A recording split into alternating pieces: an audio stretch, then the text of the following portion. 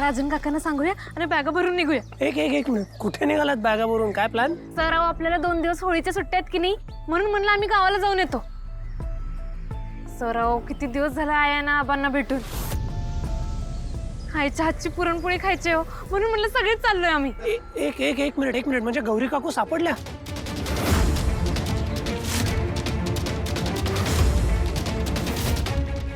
अरे देवा, ऋषी सरासनी तर हे कुठं माहित आहे की माझी आई सरोज आहे, गौरी नाही. मी अन्नपूर्णा आजींची नात नाहीच आहे. काय विचारतोय मी? त्या गावी आहेत का? कोणी शोधलं त्यांना तिकडे? राजन काकांनी शोधलं का? अरे बोला ना काहीतरी.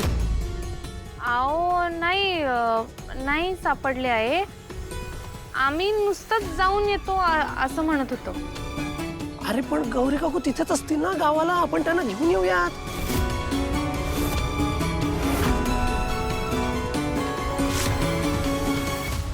काय ग बॅकग्राऊंड कुठे गेलं तुझं? टॅणॅक टॅणॅक. हा टेडेंग टेडेंग. हे बघ काय,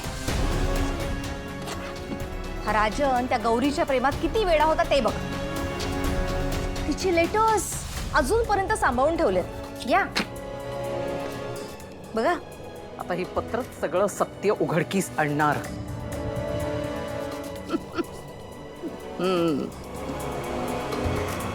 मी तुमची लय वाट बघते, कधी येणार?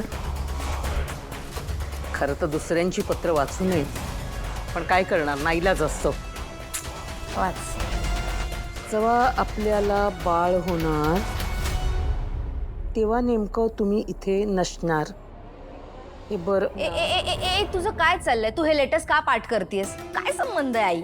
ए काय तू हे कोण पाठ करणार? तुम्ही कवा येणार? हे काय पाठ करायची गोष्ट आहे? मग काय करतेस? मी काय बघते हे तुझ्या लक्षात आलं ना?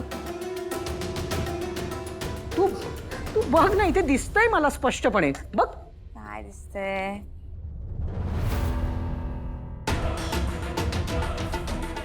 काय दिसतंय? हे आई, हा या लेटरची हँडरायटिंग आणि या लेटरची हँडरायटिंग वेगवेगळी आहे. म्हणजे याची वेगळी आहे. हेच म्हणायचंय मला. म्हणजे ही पत्र आहेत ही एकाच माणसाने लिहिलेली नाही. अरे राजन, स्वतःला खूप हुशार समजतोस तू. हा जावई बापू, मला फसवणं इतकं सोपं वाटलं काय? तुला काय वाटलं मी चटकन मूर्ख बनेन? अरे लब्बाडा, अरे चोरा, आता तुझी चोरी उघडकीस आलेली आहे. रागिणी, राजनने हे कमळी नावाचं जे काही भावलं या घरात आणलेलं आहे ना,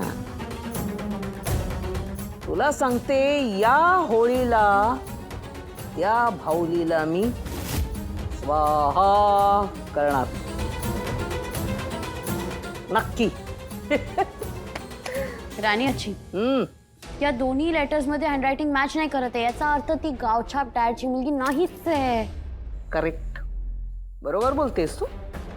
पण ही गोष्ट फक्त या भिंतींच्या आतच राहिली पाहिजे, बाहेर कुठेही जाता कामा नये.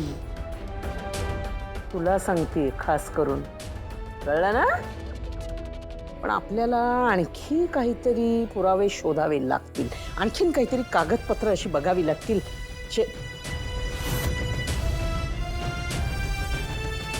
अनिका, तू मात्र एक गोष्ट करू शकतेस.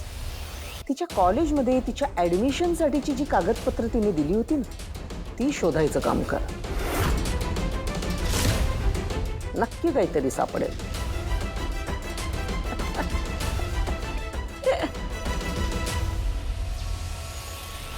माझी अमानत आहे आता. गुप्तहेर अनिका.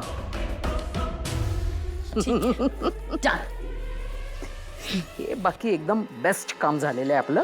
मिळालेलं. आता हे सगळं आवरायला लागेल.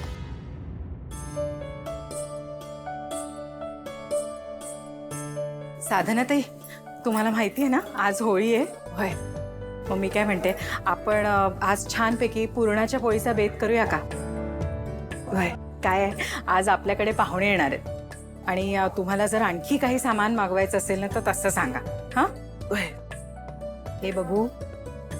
वाह. मॅडम त्या अन्नपूर्णा मॅडमच्या विहीणबाई बी येणार असतील ना व? हो ना, येणार आहेत ना. त्या येणार आहेत, रागिनी येणार आहे. खरं सांगू का, त्या कामिनी आणि रागिणी दोघेही जणी मला अजिबात आवडत नाही. दोघी इतक्या कारस्थानी बायका आहेत ना, जिथे असतील तिथे काहीतरी करते.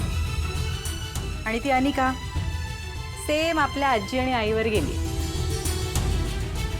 पण काय करू साधनाताई, अन्नपूर्णा ताईंकरता आणि राजन करता मला त्यांनाही सहन करावं लागतंय. आणि आता तर त्यांची मोठी नात आली आहे, कमळी.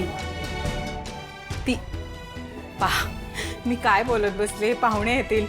आटपा पटपट तुम्ही पण.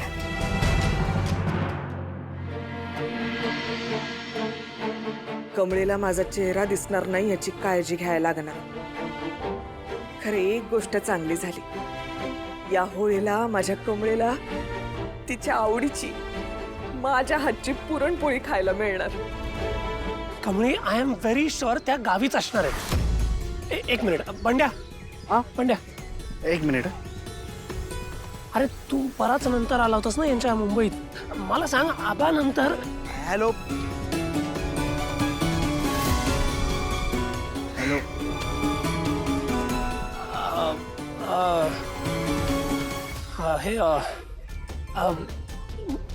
तू असं कर, तू राजन काकांबरोबर जा आणि काकूंना घेऊन ये इथे.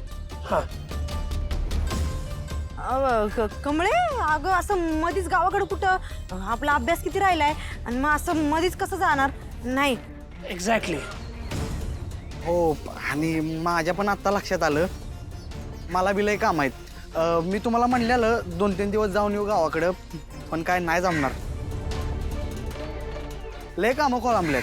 अजून कॅन्टीनचा हिशोब द्यायचा आहे. लय कामं खोळंबल्यात ग.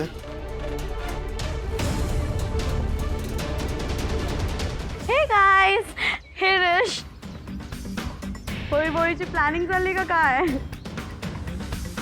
आणि रेश, तुला माहितीये ना, यंदा आम्ही सगळे होळीसाठी तुझ्याकडे येणार आहे. हा. तुला माहितीये, यंदा तर मी होळीसाठी जास्तच एक्सायटेड आहे. कारण की कोणाचा तरी फ्लॉप शो होणार आहे.